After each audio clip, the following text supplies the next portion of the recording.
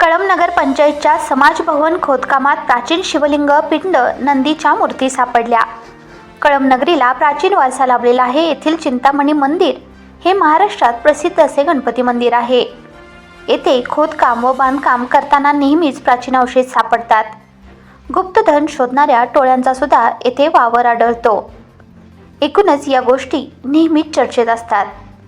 15 जानेवारी 2026 सकाळी 11 वाजता नगरपंचायतच्या ओपन पेसमध्ये महात्मा ज्योतिबा फुले समाज भवनच्या बांधकामाचे खोदकाम सुरू असताना पुरातन काळातील शिवलिंग पिंड नंदीच्या मूर्ती सापडल्या आहेत।